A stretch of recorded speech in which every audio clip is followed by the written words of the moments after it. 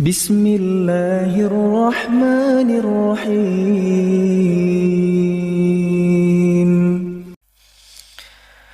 Alhamdulillah, kembali kita melanjutkan pelajaran kita membaca buku tafsir salat, dan insyaallah di kesempatan kali ini kita akan membaca doa sebelum salam untuk doa yang kelima. Doa agar dijauhkan dari sifat-sifat buruk.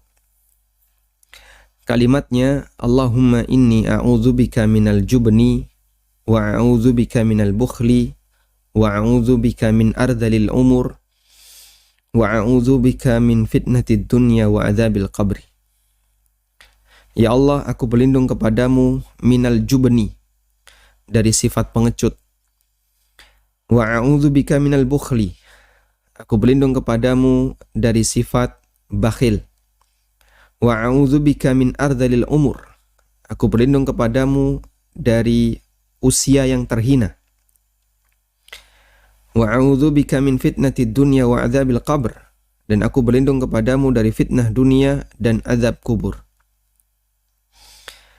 Kita baca sumber doa dari Sa'ad bin Abi Waqqas radhiyallahu anhu. Beliau menceritakan, Nabi SAW mengajari kami beberapa kalimat berikut sebagaimana beliau mendiktekan tulisan.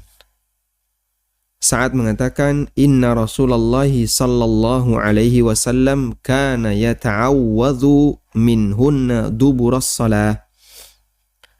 Nabi SAW berlindung terhadap beberapa hal ini duburas salati, di bagian akhir salat, sebelum beliau salam.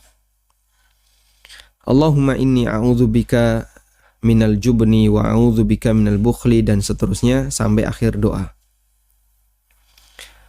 Allahumma inni a'udzubika minal jubni, ya Allah, aku berlindung kepadamu dari sifat pengecut. Wa a'udzubika minal bukhli, dan aku berlindung kepadamu dari sifat bakhil. Sifat pengecut, orang menjadi takut untuk berjihad karena sifat ini, dan takut untuk menyampaikan kebenaran karena sifat ini. Bahkan dia takut untuk disakiti oleh orang lain karena sifat ini. Asy-Syaukani mengatakan, al-jubnu wa huwal mahabatu lil asya' wa ta'khuru an fi'liha, wa innama ta'awwadha minhu sallallahu alaihi wasallam li'annahu yuaddi ila adamil qiyami bi faridatil jihadi was-sad'i bil haqqi wa inkaril munkarat.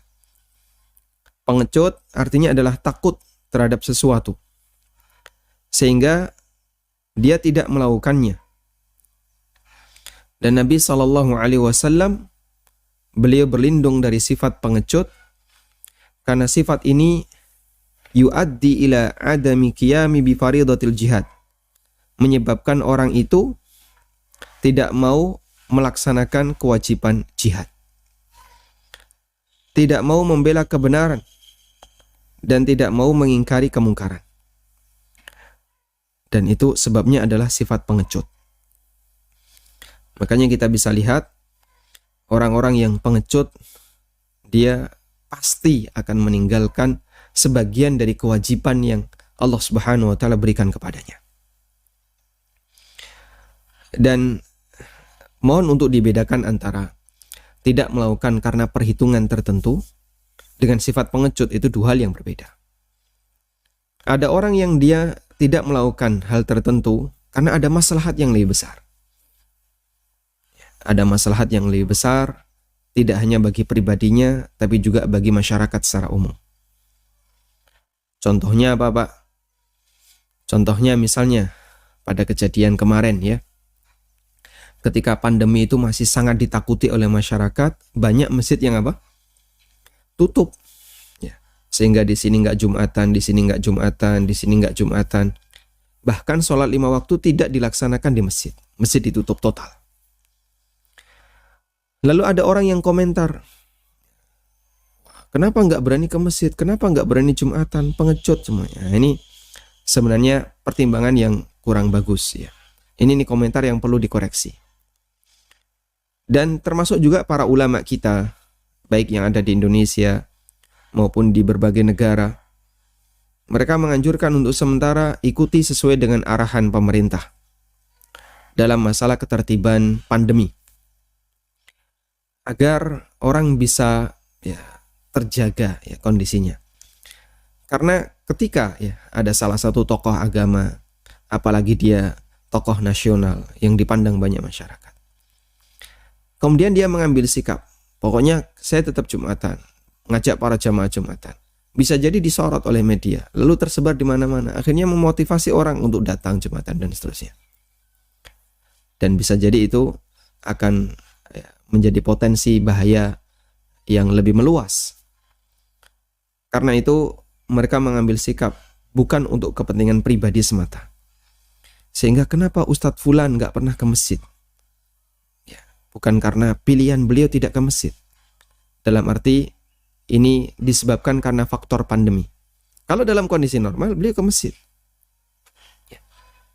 Dan Masya Allah para asatidzah Ahlussunnah, mereka ketika tidak ke masjid, tidak kajian, itu dipertanyakan oleh masyarakat. Padahal banyak orang yang dia merupakan da'i, bahkan tokoh, dia nggak pernah ke masjid, tapi tidak dipertanyakan. Ya memang kebiasaannya nggak pernah ke masjid. Kenapa da'i A atau tokoh B kok tidak datang ke masjid? Karena beliau kalau sholat di Masjidil Haram. Mungkin kalimat seperti itu sering kita dengar. Dan masih ada sampai sekarang orang yang punya keyakinan seperti itu. Sehingga ketika dia tidak hadir ke masjid, dia tidak datang kajian, ya memang itu kebiasaannya. Baik, kembali ke sini.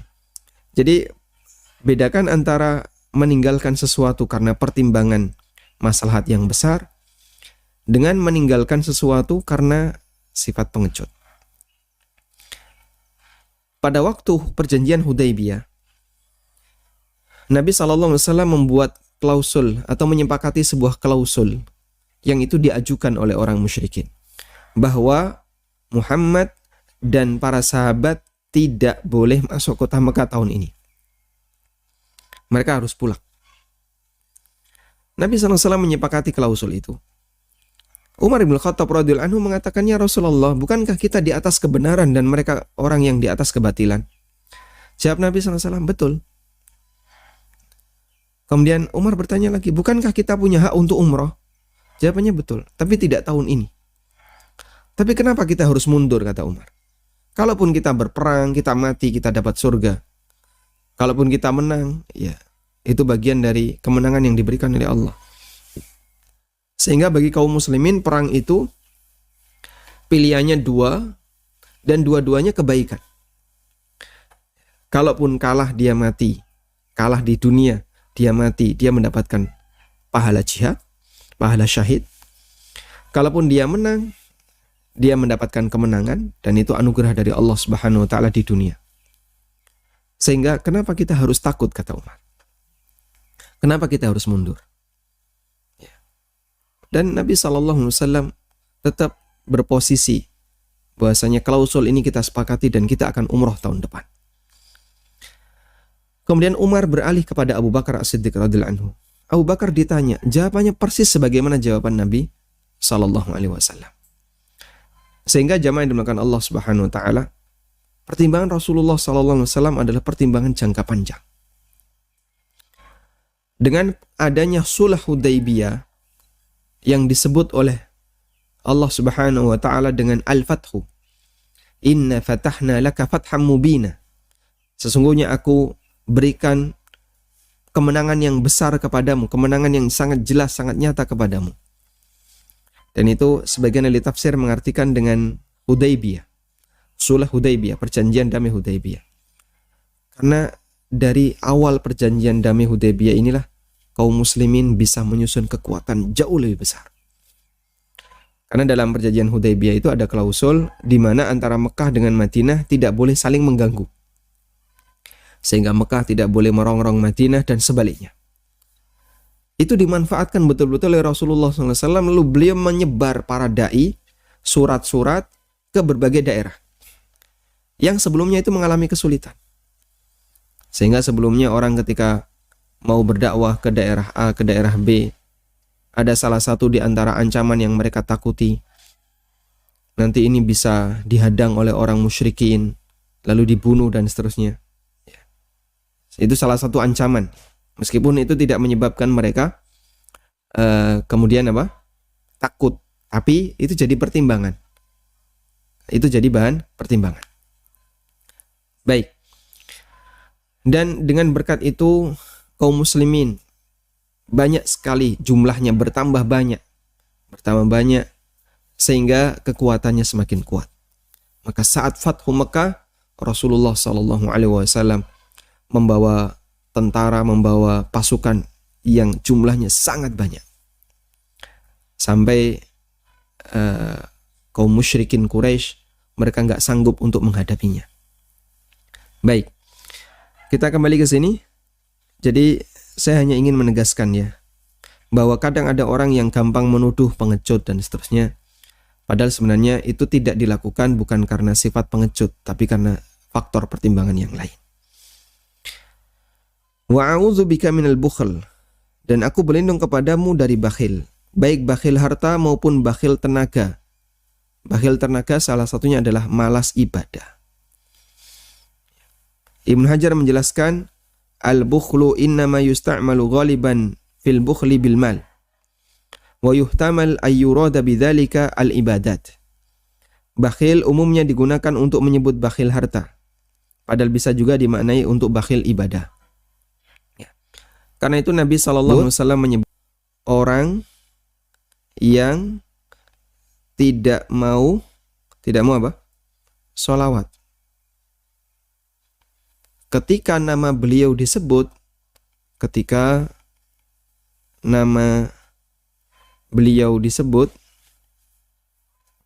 di sini beliau kembali ke mana? Harus ada penjelasannya.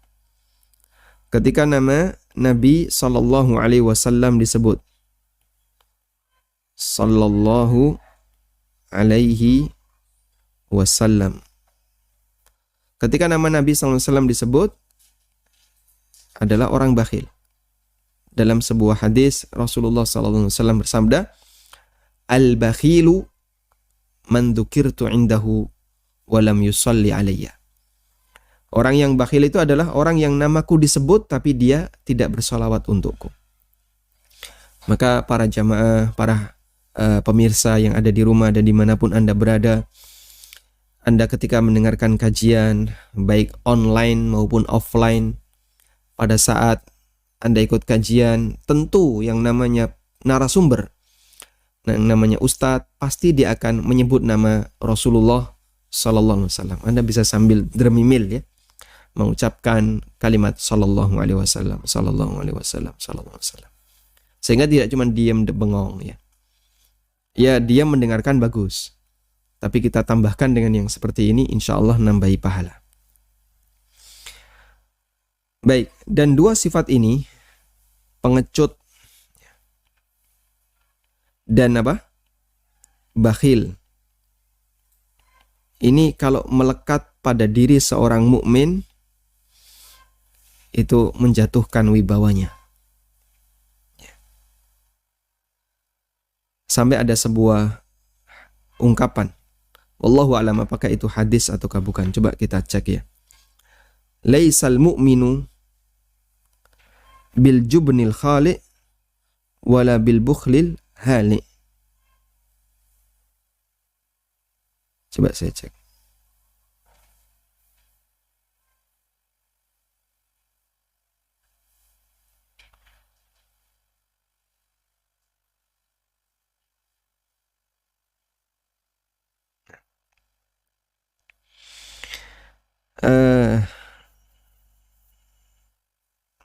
Ada ungkapan, laisal mu'minu syarru ma fi rajulin syukhun hali wa jubnun khali. Ini hadis ya, sabda Nabi Sallallahu Alaihi Wasallam. Sifat buruk yang ada pada diri seorang hamba adalah syukhun hali wa jubnun khali.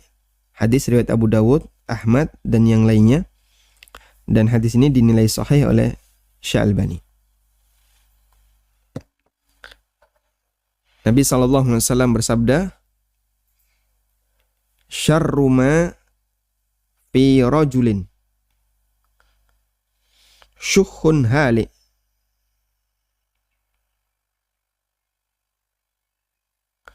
wa jubnun khali.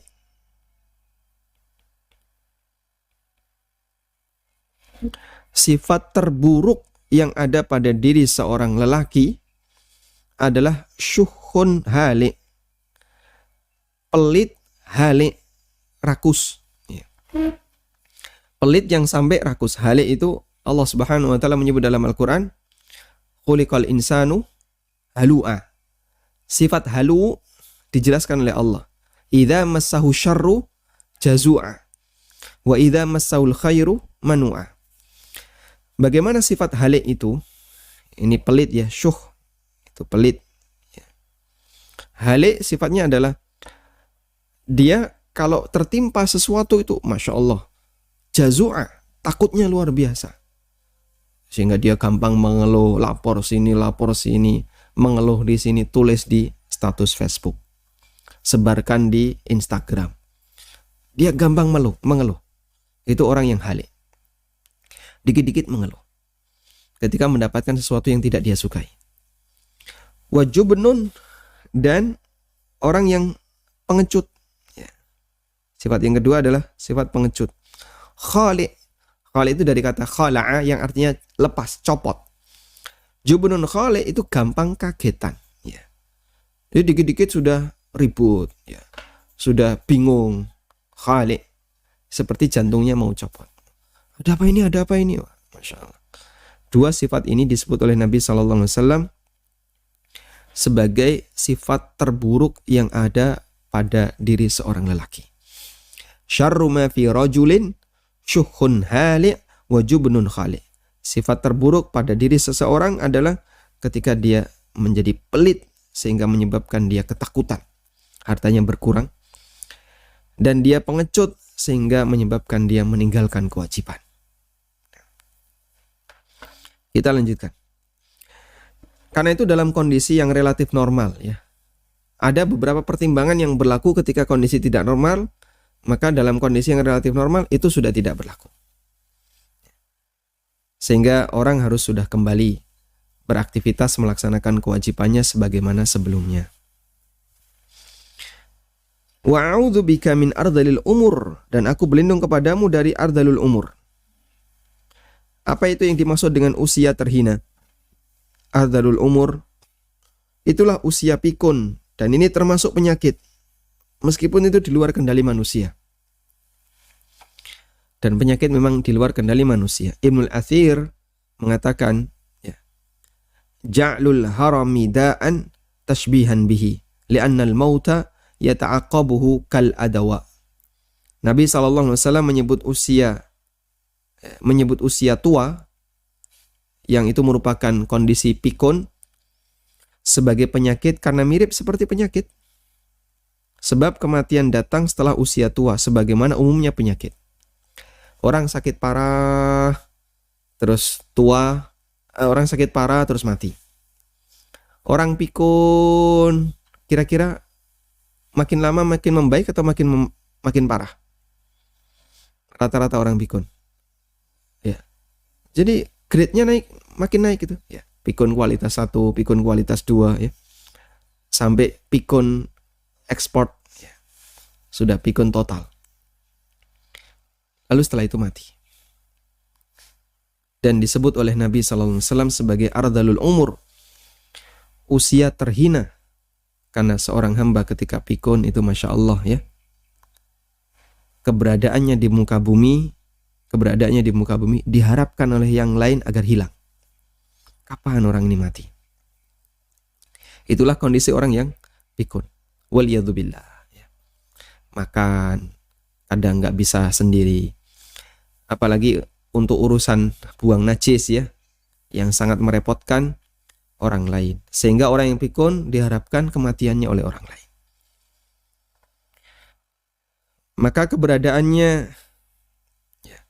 dia tidak memberikan manfaat, ngerepoti orang lain, sehingga banyak orang yang berharap orang seperti ini tidak ada di muka bumi. Karena itu Nabi SAW berlindung kepada Allah, wa a'udzubika min adzalil umur, dan aku berlindung kepadamu dari ardalul umur. Nah, menjaga fisik itu, jadi orang pikun itu kan fisiknya sehat bisa jadi ya. Simbah niku sehat, masih bisa ke masjid, bisa melakukan A, B, C. Cuman ya pikirannya yang hilang. Sehingga orang yang pikun bisa jadi fisiknya sehat.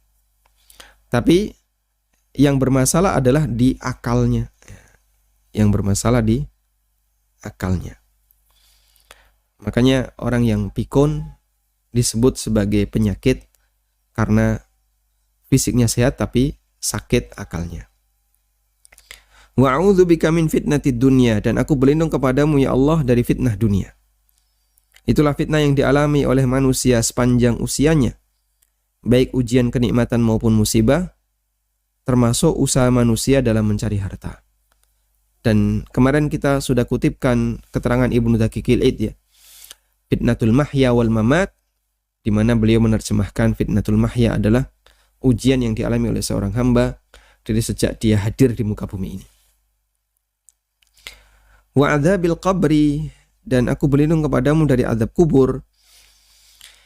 Itulah azab di alam barzah sesuai yang dikehendaki oleh Allah Subhanahu wa taala.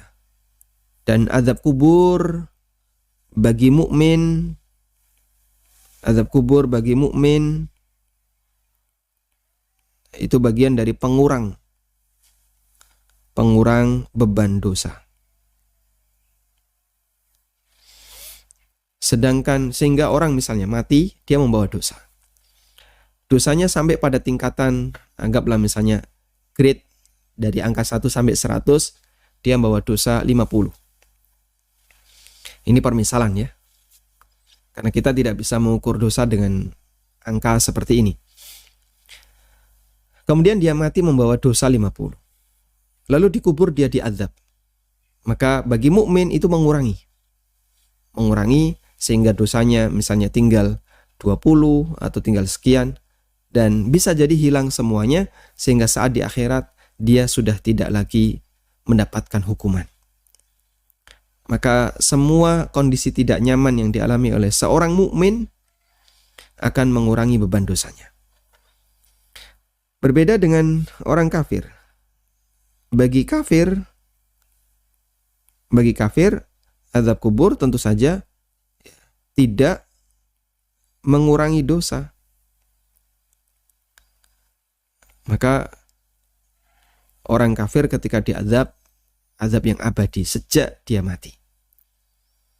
Karena itu Nabi SAW ketika usai perang Badar, beliau kumpulkan mayat-mayat orang musyrikin. Lalu beliau SAW berceramah di hadapan mayat-mayat itu, dan beliau mengatakan, hal wajadtum ma wa'ada rabbukum haqqa?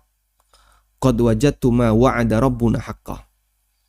Wahai orang-orang kafir, apakah kalian telah menjumpai apa yang dulu Allah janjikan? Apakah kalian telah mendapatkan kebenaran dari apa yang Allah janjikan? Sungguh kami telah mendapatkan kebenaran dari apa yang Allah janjikan, yaitu kemenangan perang Badar. Umar radhiyallahu anhu bertanya, ya Rasulullah, mereka sudah mati apa bisa mendengar? Jawab Nabi SAW, kalian tidak lebih mendengar dibandingkan mereka. Walakinnahum lam yujibu, tapi mereka tidak bisa respon, sehingga diam saja. Baik. Dan kita berlindung kepada Allah Ta'ala dari azab kubur. Selanjutnya kita beralih ke doa yang ke-6, agar diberi hisab yang mudah. Allahumma hasibni hisabi yasira. Ya Allah, hisablah aku dengan hisab yang mudah. Dari Aisyah radhiyallahu anha bahwa beliau pernah mendengar Nabi SAW membaca doa ini dalam salatnya. Allahumma hasibni hisabi yasira. Apa yang dimaksud dengan hisabun yasir? Hisab yang mudah adalah hisab yang tidak sampai di debat. Karena orang kalau sudah di debat, orang kalau sudah diajak debat, di akhirat pasti dia diazab. Nabi SAW pernah bersabda, innahu man nuqishal hisab yauma idzin ya Aisyah halak. Siapa yang didebat wahai Aisyah pasti dia celaka. Sehingga hisab yang yasir itu tidak didebat. Dalam hisab ini hanya ditunjukkan dosa. Innama dzalikumul arad. Innama dzalikumul arad. Dalam hal ini hanya ditunjukkan dosa-dosa manusia. Fa'tarafu, lalu dia mengakuinya. Kemudian diampuni oleh Allah Subhanahu wa taala. Aisyah radhiyallahu anha pernah bertanya kepada Nabi sallallahu alaihi wasallam tentang hisabun yasir. Al-hisab al-yasir. Kemudian Nabi sallallahu alaihi wasallam mengatakan, innama dzalikumul arad. Innama dzalikumul arad.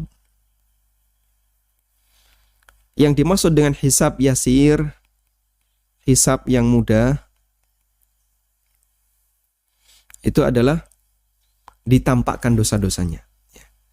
Di sini saya nyatakan hanya ditunjukkan dosa-dosa manusia. Innama dzalikumul arad. Ditampakkan dosa-dosa itu.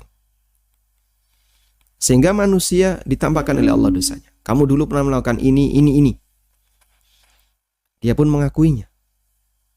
Lalu setelah itu diampuni oleh Allah Subhanahu wa taala. Hanya ditampakkan, tidak sampai di debat. Nabi SAW menjelaskan makna hisab yang mudah. Ayyanzura fi kitabihi fayatajawaza anhu. Seorang hamba ditunjukkan catatan amalnya. Lalu setelah itu diampuni dosanya. Innahu man nuqisha, sesungguhnya siapa yang diajak debat, nuqishal hisab, siapa yang didebat ketika hisab, pada hari itu wahai Aisyah, halaka, dia pasti akan celaka. Celaka berarti dia akan dihukum oleh Allah Subhanahu wa taala. Sehingga ketika orang itu didebat, maka dia akan ditanya terus. Kenapa kau melakukan ini? Kenapa? Sudah, nggak ada ampun. Pasti dia akan diadab. Dihisab itu pasti jamaah. Kita semuanya akan dihisab oleh Allah Ta'ala. Kita semuanya akan dihisab oleh Allah. Sehingga dihisab itu sebuah kepastian. Nggak ada pilihan. Karena kita tidak dijamin selamat dari hisab. Karena itu yang bisa kita lakukan adalah harapan agar hisabnya itu dimudahkan. Sehingga kalau kita tidak bisa menghindari hisab, maka kita berharap semoga hisab itu dimudahkan oleh Allah Subhanahu wa taala. Karena itu rutinkan doa ini, Allahumma hasibni hisaban yasira. Ya Allah, hisablah aku dengan hisab yang mudah. Dan disebutkan dalam riwayat yang lain, Nabi SAW beliau pernah menjelaskan tentang hisab yang mudah ini.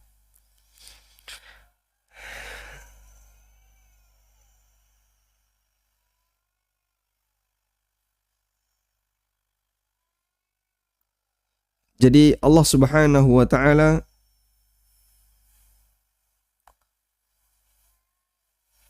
ketika menunjukkan dosa-dosa kepada hamba,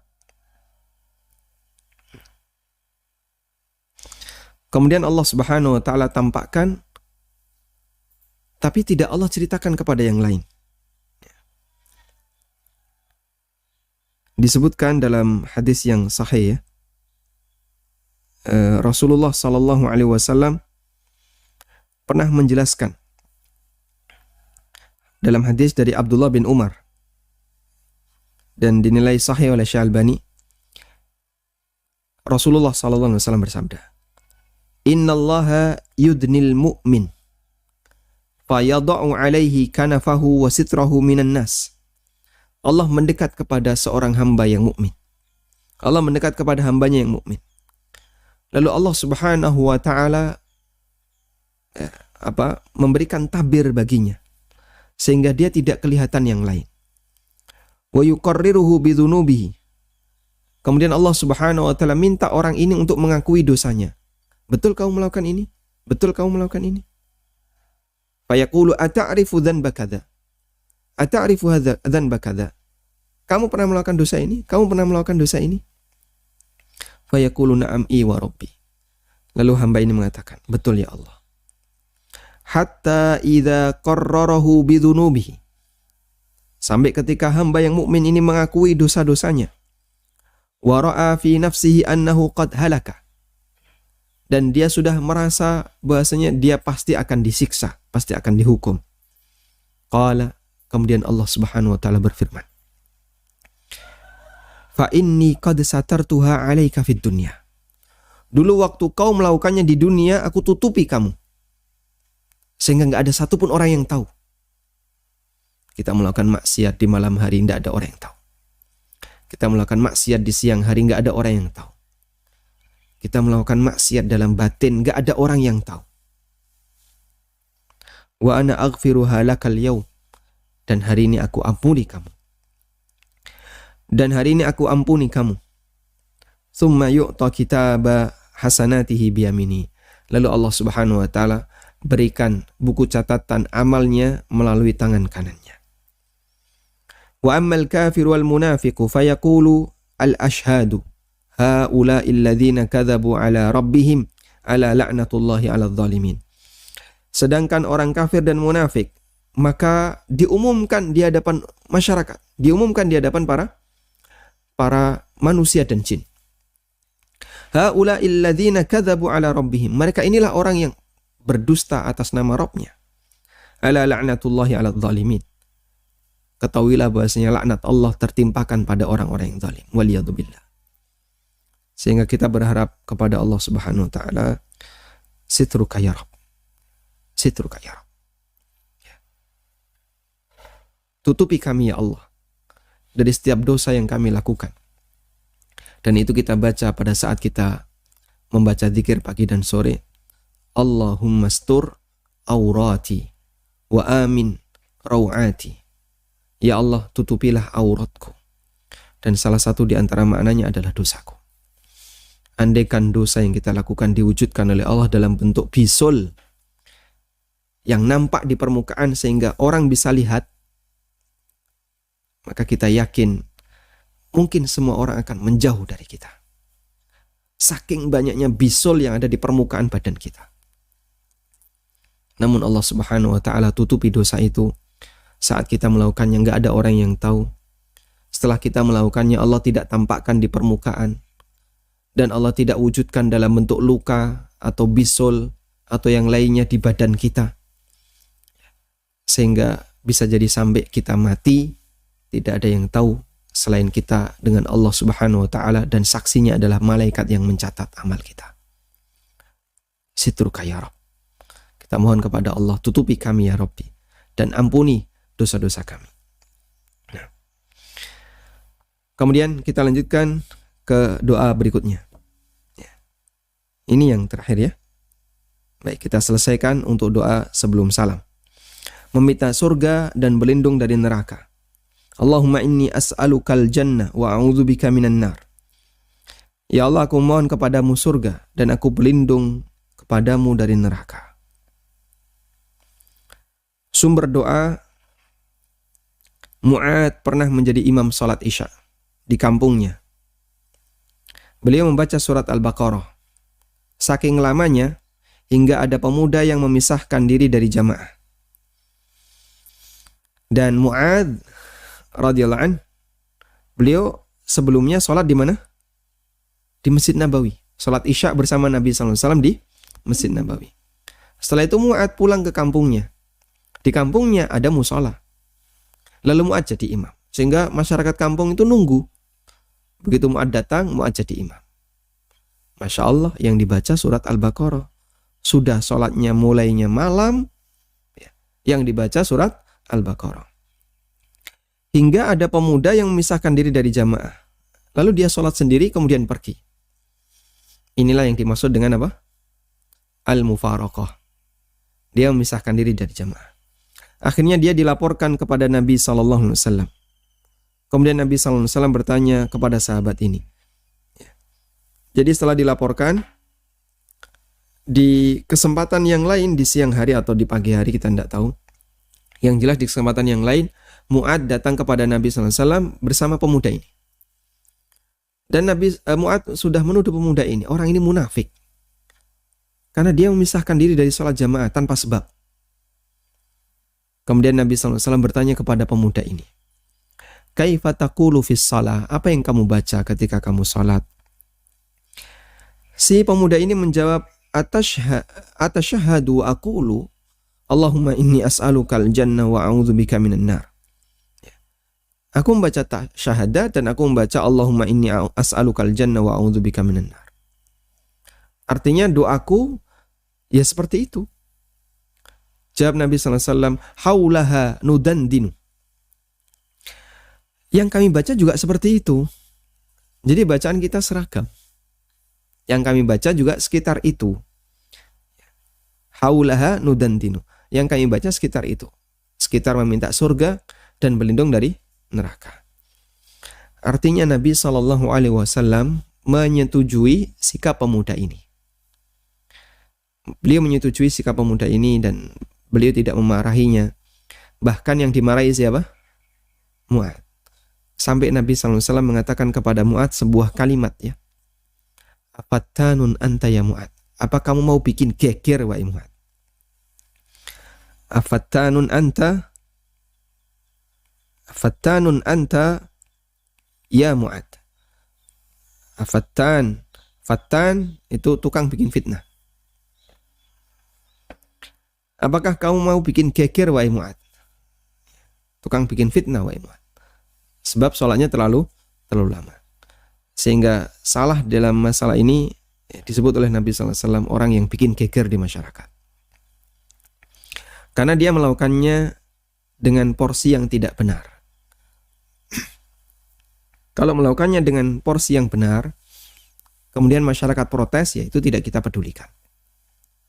Nah, tafsir doa. Allahumma inni as'alukal jannah. Aku mohon surga kepada Allah Subhanahu wa ta'ala. Kita mohon surga kepada pemilik surga. Siapa? Allah Azza wa Jalla.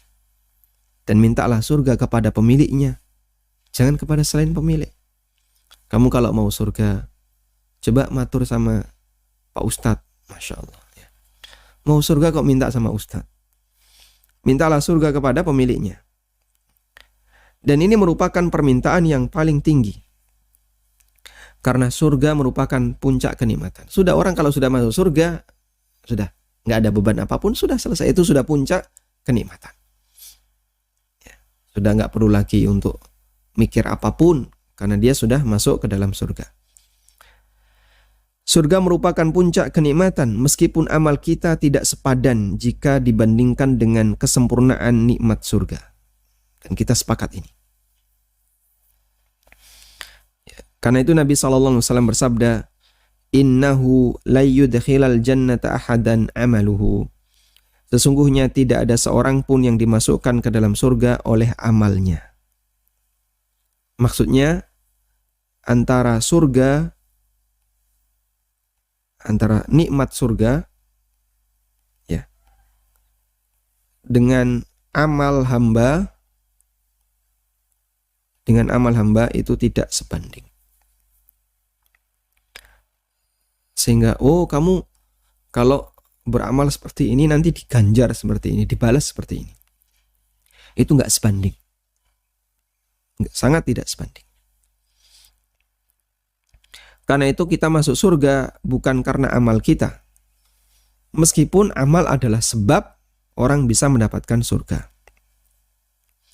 Namun sehebat apapun amal seseorang tidak sepadan dengan nikmat surga. Jadi bedakan antara sebab dengan kesepadanan. Ya, bedakan antara sebab dengan kesepadanan. Nikmat surga yang demikian luar biasa, yang gak kebayang dalam hati manusia. Dibandingkan dengan amal yang dilakukan oleh seorang hamba, jelas gak sepadan. Tapi amal itu jadi sebab orang masuk surga, betul. Karena Allah Subhanahu wa ta'ala ya, akan memasukkan surga seorang hamba bima kuntum ta'malun, disebabkan amal yang dulu kalian kerjakan. Ya. Sebagaimana Allah firmankan dalam Al-Quran, ketika penduduk surga sudah masuk surga, mereka memuji Allah. Alhamdulillahilladzi hadana lihadza wa ma kunna linahtadiya laula an hadanallah. Segala puji bagi Zat yang telah memberikan petunjuk kami untuk bisa mendapatkan ini. Wa ma kunna linahtadiya laula an hadanallah. Kita tidak akan bisa mendapatkan petunjuk kalau Allah enggak kasih petunjuk. Wa nudu antilkumul jannatu urithumuha bima kuntum ta'malun. Dan mereka dipanggil, mari menuju surga yang diberikan kepada kalian. Bima kuntum ta'malun, disebabkan perbuatan yang kalian kerja, amal yang sudah kalian kerjakan. Wa a'udzubika minan nar. Dan aku berlindung kepada Allah dari neraka. Kita memohon perlindungan dari tempat yang paling berbahaya, yaitu tempat hukuman para hamba dari penciptanya, atau kita mohon kepada penciptanya, Allah Subhanahu wa taala. Allah menegaskan dalam Al-Qur'an, siapa yang dijauhkan dari neraka dimasukkan ke dalam surga pasti beruntung. Faman zuhziha 'anil nar wa udkhilal jannata faqad faz. Dan masih banyak doa-doa yang lain untuk dibaca sebelum salam. Di sini kami hanya menyebutkan 7 jenis doa, semoga bisa dihafalkan dan diamalkan. Bisa insyaallah ya. Ya, berlindung dari 4 hal. Kemudian minta agar diampuni keseluruhan dosa. Ya. Rabbighfirli ma qaddamtu wa ma akhartu. Doanya Mu'adz bin Jabal. Allahumma a'inni ala dzikrika wa syukrika wa husni ibadatik. Mohon perlindungan dari utang. Allahumma inni a'udzubika minal ma'tham wal maghram. Minta agar dihisab dengan hisab yang mudah. Allahumma hasibni hisaba yasira. Doanya Abu Bakar. Allahumma inni zalamtu nafsi zulman katsira. Wala yaghfiru dzunuba illa anta, sampai akhir doa dan seterusnya. Semoga para jamaah bisa menghafalkannya. Dan saya sangat senang ketika jamaah bisa menghafalkan doa-doa ini, kemudian jamaah mengamalkannya. Semoga kita bisa sama-sama dapat pahala. Wallahu a'lam wa sallallahu ala nabiyyina Muhammadin wa ala alihi wa sahbihi wasallam.